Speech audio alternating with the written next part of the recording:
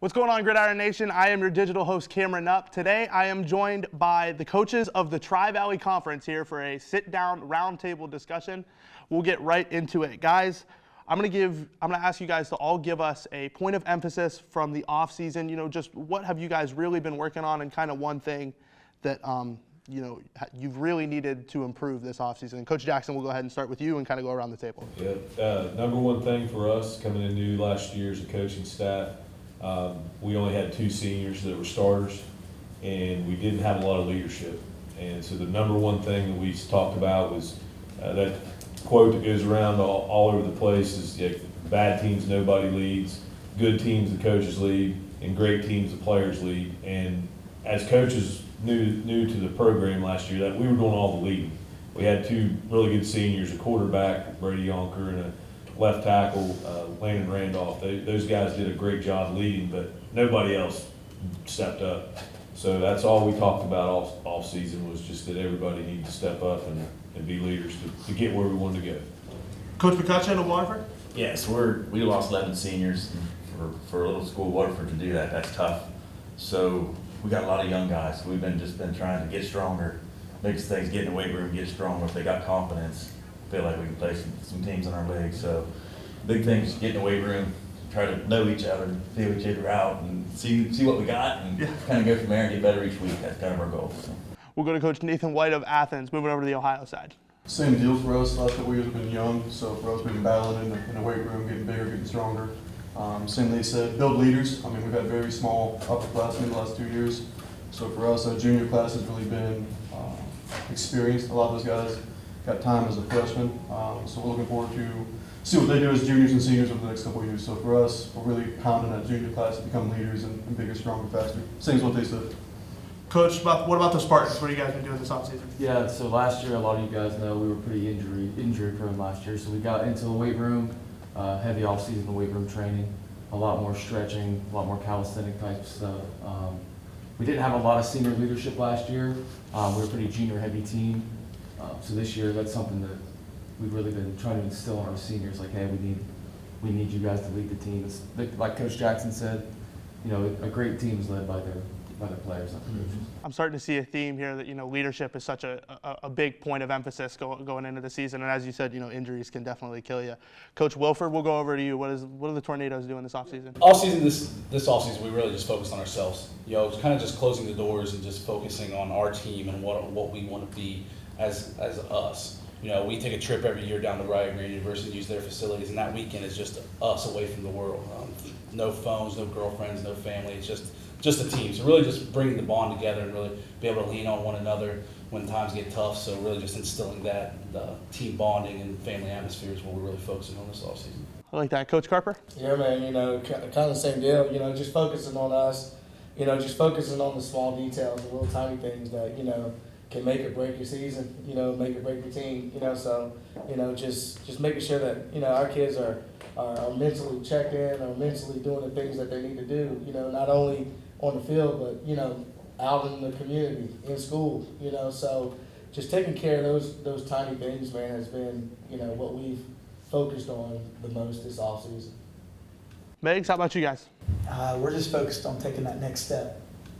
We've built it and built it and built it. And, of course, there's something always that happens. Like, you lose your best player, next guy's got to step up. And that's happened to us the last 3 years, where we've had to have guys step up. And now that has helped us out in the leadership aspect. Our leaders are back. And so we're just trying to take that next step. So we lost a lot on defense. But off season, we try to preach off season, but I love multi-sport athletes. Right. So, I want my guys playing other sports, so we don't see them a lot. So we try to get them in as much as possible, but defensively, we got to find these guys to take that next step, be more physical, but leadership-wise, I'm happy with where we're at. Coach Ferris, go ahead and tell us about the Tomcats. We come in, we lost, we were replacing 20 positions. And we spent so much time, more than I thought we were going to have to, on just the fundamentals, in special teams even. So this year we're hoping that we don't have to spend so much time. We got to really add some things, and the kids are all working really hard. We'll go right up here to River Valley. What's going on this offseason? Yeah, well, last year was our first year at River Valley. We finished the season with 18 kids. So we made an emphasis on recruiting the hallways, getting out and recruit. Right now, we're setting up 39 players. That's the good part. The bad news is a lot of those guys haven't played. So we have to, they're going to be playing for us, and they're going to be making, some young guy mistakes that, given their age, where they at should be ahead, but where they haven't played. So we've just made an emphasis on getting the guys out. Now that we got them, we got to get them ready to play and get them set on the fundamentals. Some of them, we got 22 kids that are either freshmen or first-time players out of the 39, so half our team. So, and the other half is still pretty young. So they got forced into it late last year, but, it's just working through the growing pains and developing and hoping we can get there. Coach Gray, we'll go ahead and wrap it up with you. How's Wellston? Well, this is my first year, so I'm kind of in a unique situation that you've all been at one point.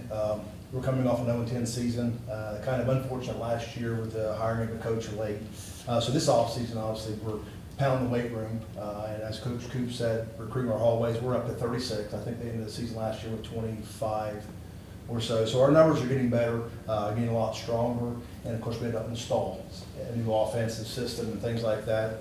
And like everybody said here, echo everybody, leadership, that's a key for us. And leaders are starting to emerge for us, and we're going to capitalize and get better each game and be more competitive. That's the biggest thing. The next question I want to ask you guys is, we all know that for you guys to get to this point, you haven't had some mentors on the way, whether that be, directly with some guys you coached under or, maybe some role models in the NFL or the college ranks that you guys have had. I'm going to go around the table and just kind of give me, that guy for you that you've always kind of looked up to or is your mentor that's gotten you to this point. Coach Jackson, we'll start with you again. My number one guy I've got to go to is my high school coach. His name is Fred Taylor. He's 87 years old. I just talked to him this morning, so I kind of tell you, that's a big influence on my life. But he coached a couple of state championships. I think his winning percentage was 800. And if you look up old school in the dictionary, and that's his Fred Taylor. And that's kind of the way I'm trying to approach everything we do at Eastern. Guy that I coached back at Ravenswood in West Virginia about 2003 was my first All-State linebacker. He sent me a message yesterday. He came to Caldwell and said I was at the scrimmage. And he started talking, and he said, Coach, it's 2023. I said, hey man, I'm trying to coach these guys like it's 1983. So that old school mentality is such a huge influence on me. And I have to also mention another coach that actually hired me when I first started. He was my offensive line coach in high school. His name was Dick Sturm. Those two guys, Coach Sturm was 80, and he still came to some games last year and got to see us. And our offensive coordinator, it's his son, is Steve Sturm. So, it's new there at Eastern, but at the same time, I've got a lot of ties to the people in my life that really influenced me. I love that. Coach McCutcheon, how about you? Yes, I had a junior high coach, Coach Bob Reeder.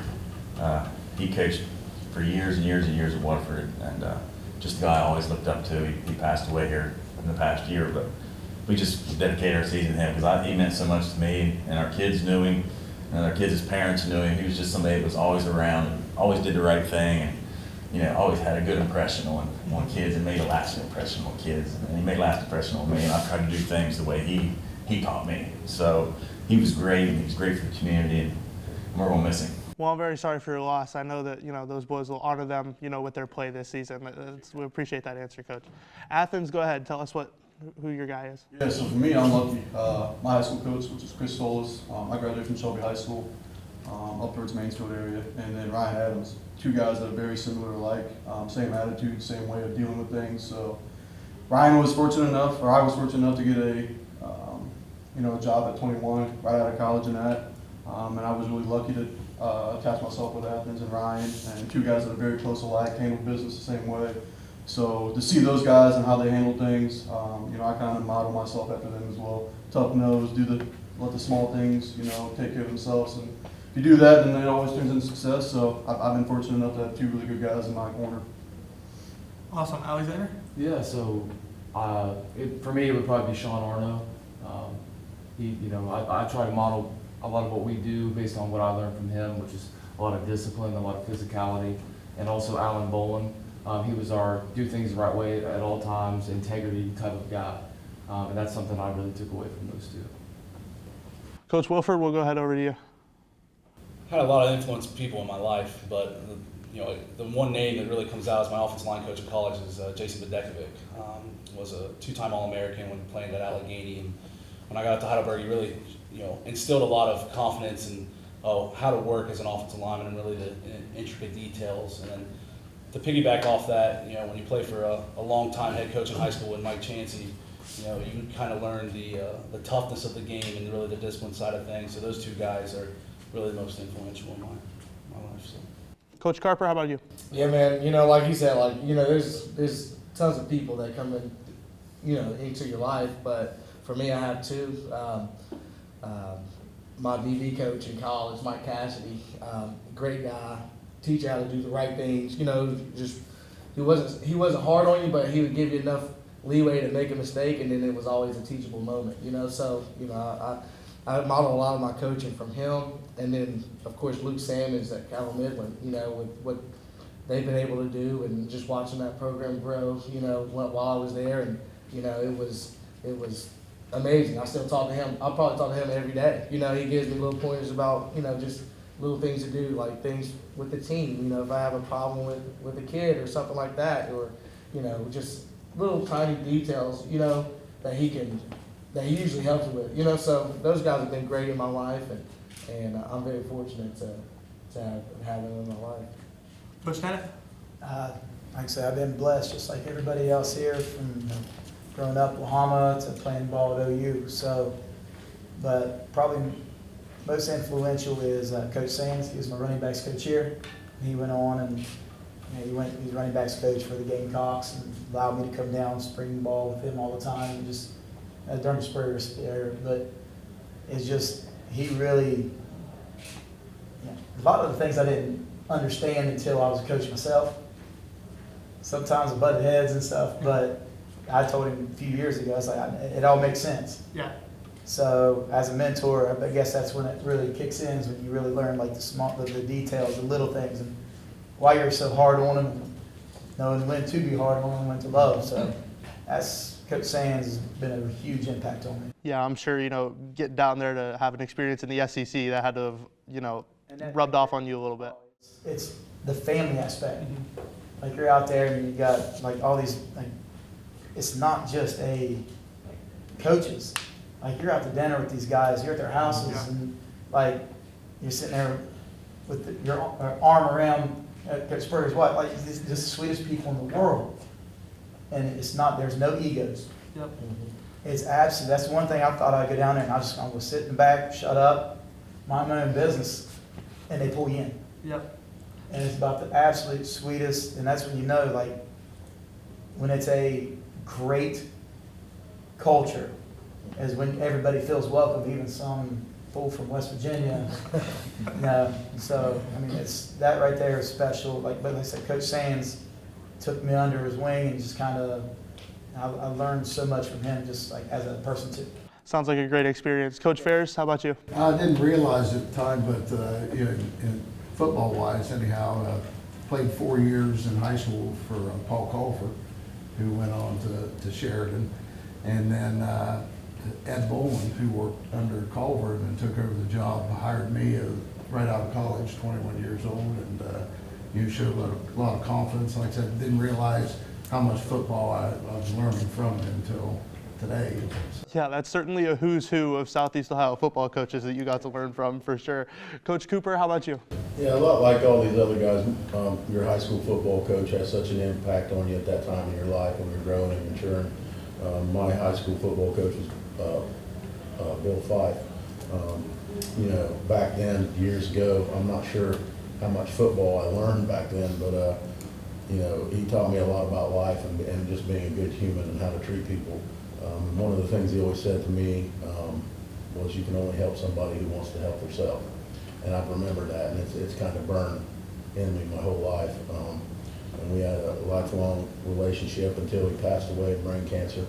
And I thought I'd never be able to repay him for what he did for me. When he passed away, he found himself in a predicament, and I was the person they called. So that's probably my highlight in my life with him, that I was able to repay that when he was in the biggest need of his life, and that I was the guy he called about. So I have just so much respect for him and his family and what they've done for me. And then another coaches, I've coached with a lot of great coaches, but Alex Penrod, when we got together at Alexander, he's the first coach that ever, really, a lot of times head coaches are so set in what they're doing, they don't really let their assistants coach, right? So it was the first time that I got with a coach that said, you're running the line, I trust you, you got it. And we had a great working relationship, and it never changed, and we were just like yin and yang when we worked together.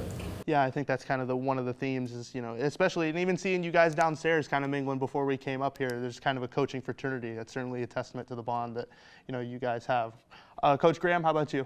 I'm kind of similar with Coop. We're classmates, by the way. We graduated Wellston together, so we played with We didn't Coach like Five. each other. Yeah. So we played flag football together. when we were Circle the kids. River Valley and Wellston matchup. So obviously, Coach Five instilled a lot of good traits.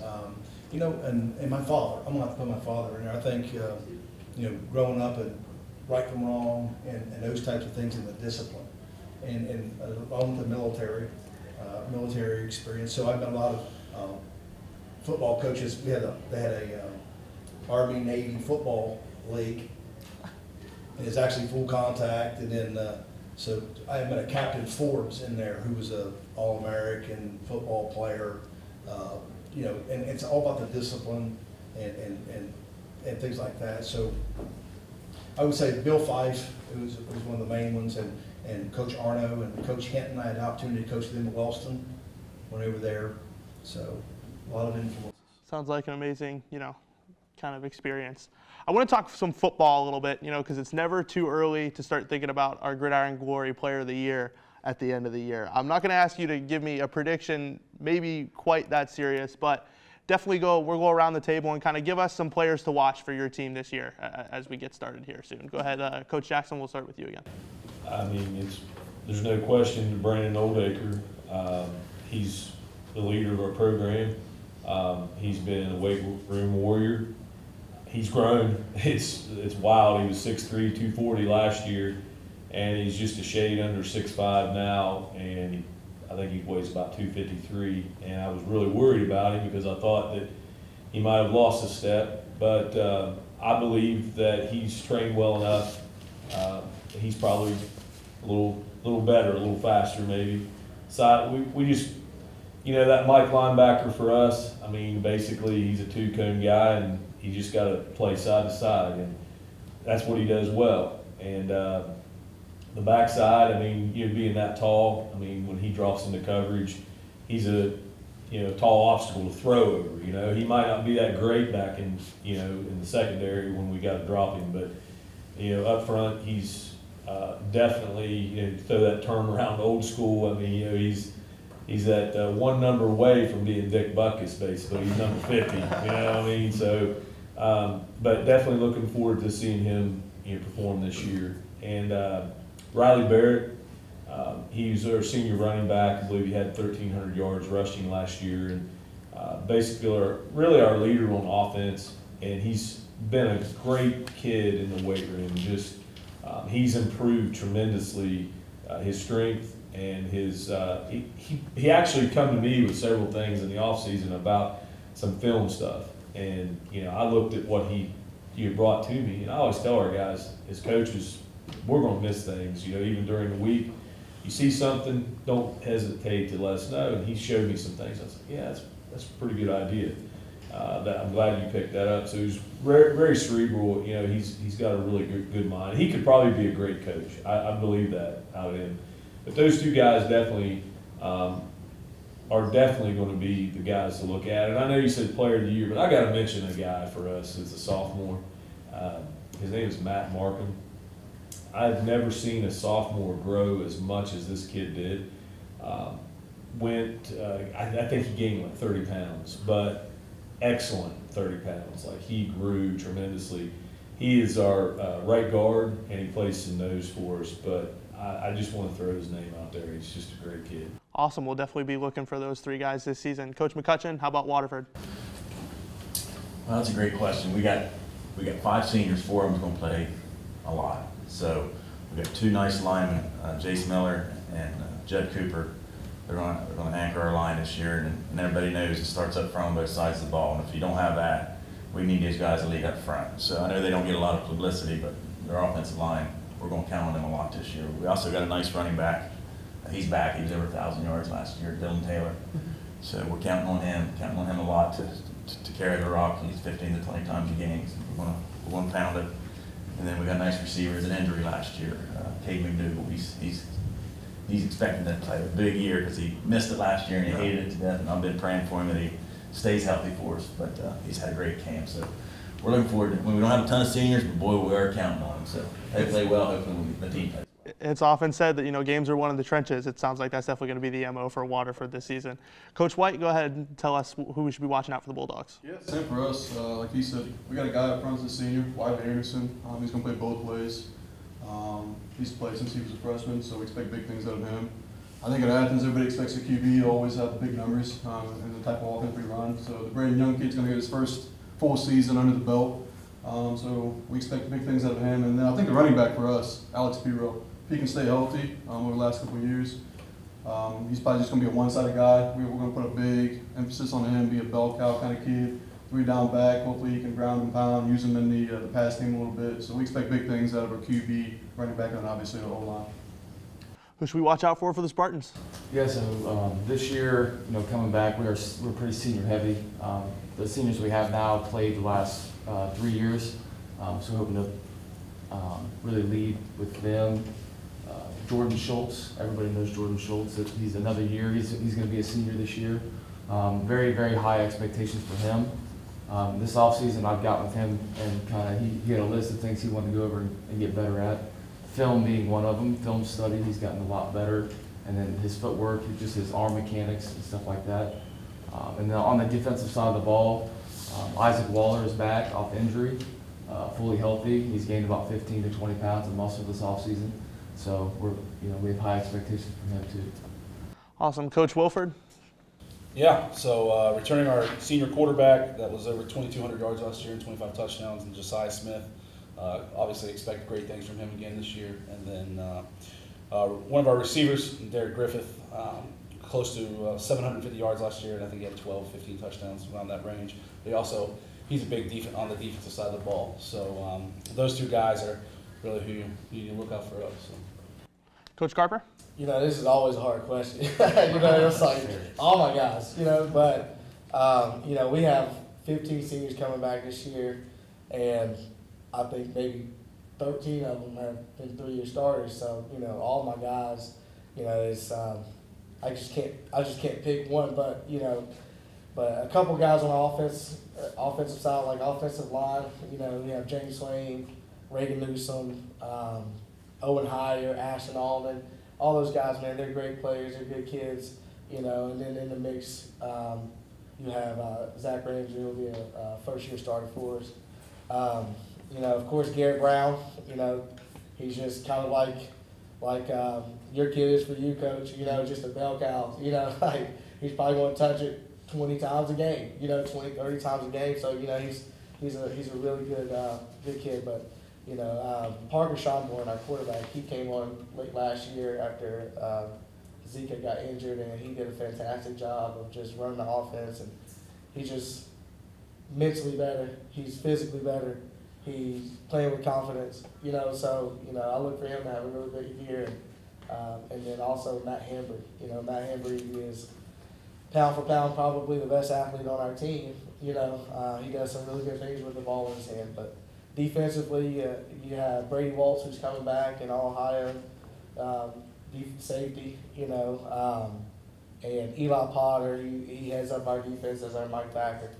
He's small in stature, but he's got a big heart. He plays hard, and I just can't be more excited for all of our seniors, man, because they put in all the time, they put in the effort, they put in, just doing those things that you want your seniors to be, being great leaders, being great people, teaching the others how to lead and how to be great people, so I think our senior class is definitely, the ones that we are going to hang our hats on this year. Coach, tell us about Megs. Player of the year. There's 2 I expect to be in there. I say I have high hopes for him. My quarterback, Griffin Cleveland. He has, when I say put in the work, he's the ultimate dual threat quarterback. He throws the ball. I mean, he's seeing the field a lot better. Last year, he got thrown into it. I mean, but he got more confident and comfortable as the year went on, and now he's looking really good. Conley Burnham is explosive. Now, if he'd have been healthy the last 2 years, he'd be a name that everybody knows more than now. But this kid can absolutely fly. But like his sophomore year, averaging like 8 yards a carry, breaks his foot 4 weeks in. Last year, pulls his hamstring week 2 or week 3, and then is like slowed down the rest of the year, but still averages 9 yards a carry. So Conley is explosive. He can catch the ball. So we're going to do everything we can as a coaching staff to put the ball in our playmakers' hands and see what happens. We'll certainly be looking forward to watch them. Coach Fairs, go ahead and tell us about the Tomcats. We have our quarterback back, so we're going to be as good as he goes.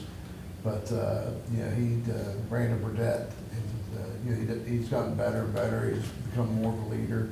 But like everyone knows, it's up front, and we have everyone back, counting our 2 tight ends except our center.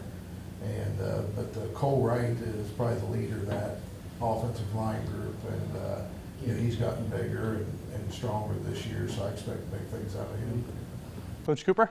For us it'd be Mason Browning, our quarterback. He's a first-year player at quarterback. He played safety last year and wide receiver. He's got a live arm, good legs, runs the ball pretty well. It's going to be more about him distributing the ball to what he has around him, and if he does that well, we should move pretty fluid offensively. Defensively and even offensively, a name that's going to stick out, number 40, Gary Truntz. This kid is just a farm kid with a motor that doesn't stop. In practice, I got to tell him, turn it off. Turn it off before you kill someone.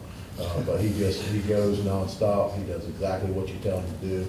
He's played every position on the defensive line, linebacker, and offensive line.